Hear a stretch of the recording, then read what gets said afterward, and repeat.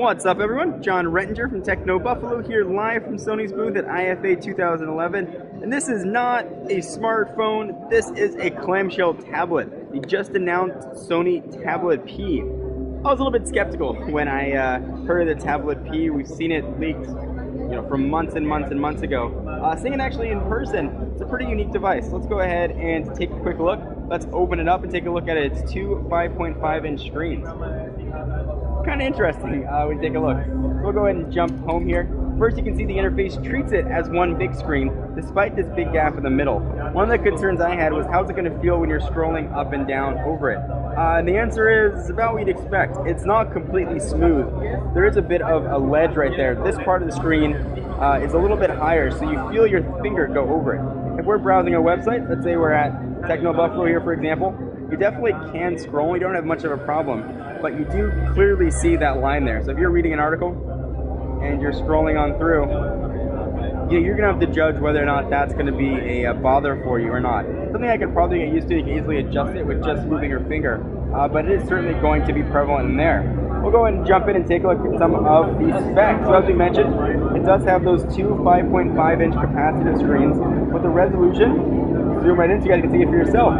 1024 by 480, of course, capacitive. This does have cellular connectivity. We haven't had any carrier announcements yet. It does have support though for AT&T's HSPA Plus network, so that's the standard that's used pretty much all over the world. So hopefully it'll come to your carrier.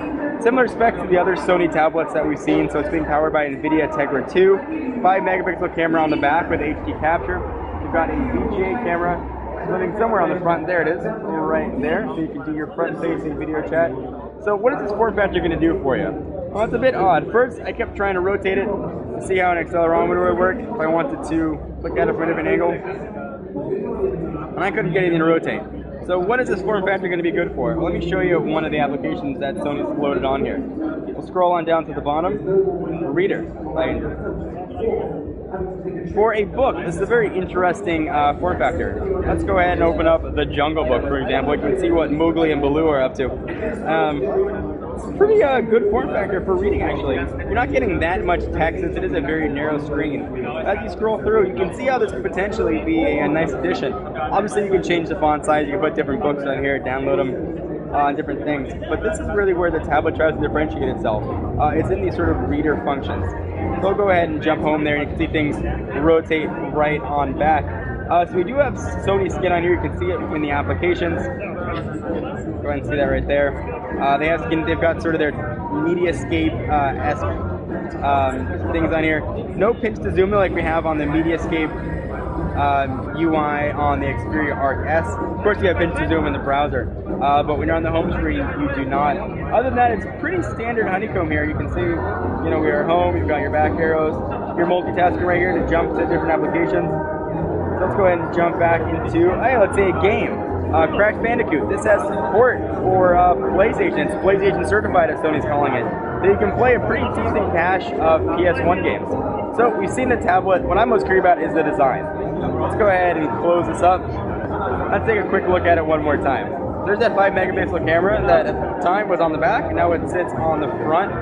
It's pretty thin. You can see it right here in my hand from a thickness standpoint. That's where it's locked up. Charging port, it does not charge with micro USB. It's got to use a proprietary charging port. We have right here, it became unplugged. There are a few other doors here though. You can sync it though. Let me get this open with micro USB. See that right there? And the volume up and down. And then you've got a power and lock button. 3.5mm headset jack. You've got some microphones, and then you've got those hinges. They're not very chunky hinges though. Things feel pretty light in the hands. That's a very interesting proposition. I'll go ahead and cancel Crash Bandicoot and jump back home. So I want to know, is it a tablet you guys are interested in? Are you excited about this Sony tablet? Is it a form factor that excites you or doesn't excite you? I've got it here on the table, and it doesn't feel like it's all that solid. So you might want to, throw some rubber feet on there or hold it down really hard. You can see the piano black matte finish around here. This thing has turned into an absolute fingerprint magnet. I will say though, we're in a lot of direct light. It's got great visibility, so as I move it all around, I don't see any sort of distortion at all. So hats off to Sony for doing that. We'll go ahead and jump back to the web browser. Pinch to zoom works very, very well, as you'd expect from a pretty well-spec'd modern Android device. So I'm John Renter from Techno Buffalo. That's been a first look and hands-on at the brand new Sony Tablet P.